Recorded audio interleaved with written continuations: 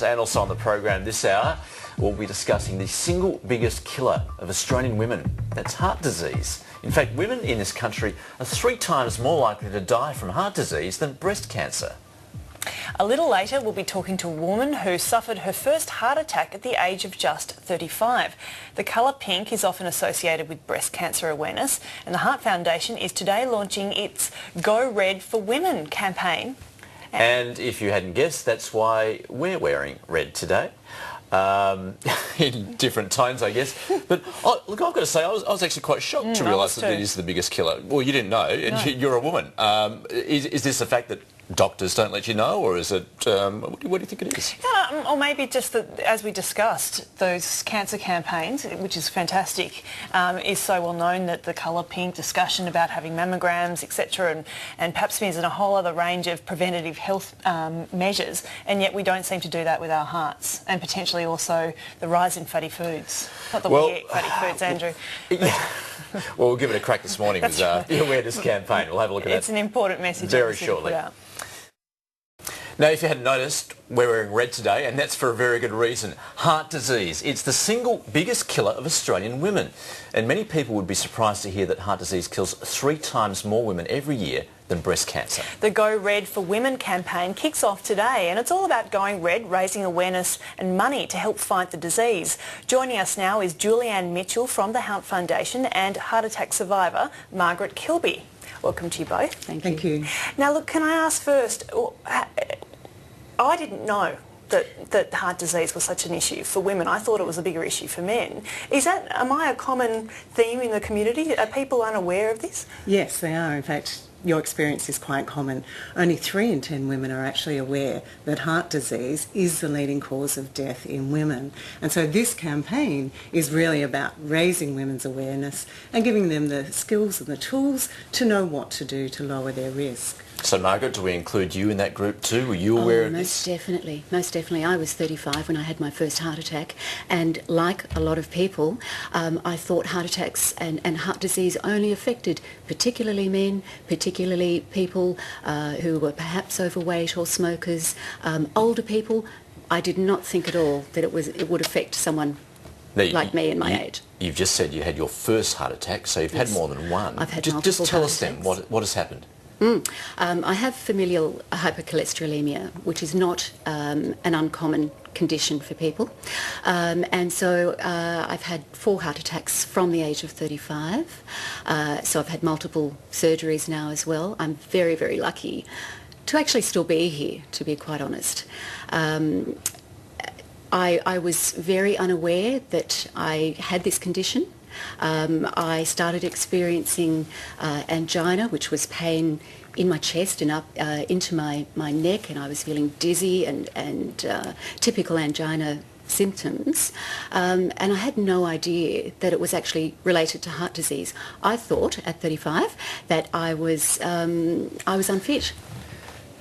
And tell us, have you changed your life since having these heart attacks? Indeed, I have. And how have you done so? Yes, obviously I'm far more aware of what my body tells me these days, and I think it's so important that women do understand that this isn't an older person's disease. So if you have any family history of heart disease, if you're noticing any little symptoms, be they a little bit of pain in your neck, in your chest, in your back, upon exercising or exertion, please go and see about it straight away.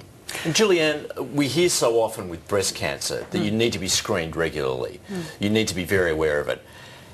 What's the case then with heart disease? What should women be doing? The first and most important thing a woman can do is actually see her doctor for a heart health check. This means talking about both lifestyle risk factors, whether you smoke, whether you're physically active, what type of food you eat, but also asking to have your blood tests taken to check your cholesterol and your high blood pressure because these are the silent risk factors for heart disease that many women are not aware of.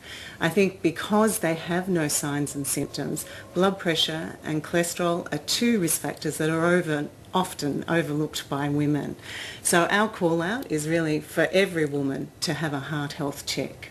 And can I ask both of you, I mean, often women, not just women with kids, but across the board think, oh, look, I've got a lot on my plate, I need to go and deal with my parents or my children or my job, and they put their own health checks last. Is that an experience that you had Most across definitely. the board? Yes, I very much did that. I had a young child, at the time of my first heart attack, and yes, I was too busy being a mum of a young one and doing all those things you do and keeping the house going and doing, going to work and those issues of heart disease, they weren't something I was needing to worry about.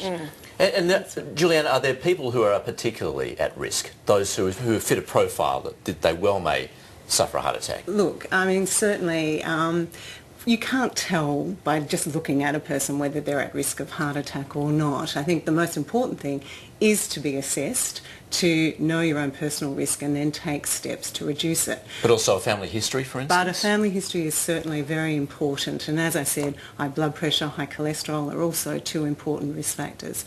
To take your point, I think it's true that many women do put their own health last, and so really we're encouraging men as much as women to get behind this campaign because women are often the caregivers for everyone else, but who's looking after women? So, husbands, brothers, partners, they can play an important role in being an advocate for women to have their heart health checked. Now, you spoke about the risk factors. What can we do to prevent this happening?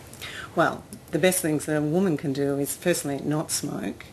Really look for everyday opportunities to be physically active. So not only going to the gym, but looking for opportunities throughout the day. To eat more healthily, to know their numbers in terms of their blood pressure and their cholesterol, and actually to talk to other women about heart disease. We've been running this campaign for 6 years now, and when we started in 2009, only 20% of women were aware that heart disease was the leading cause of death. We've increased that number to 36%. That's good, but it's not good enough. Still. Yeah, that's right. That's only 3 in 10 women are aware of this issue.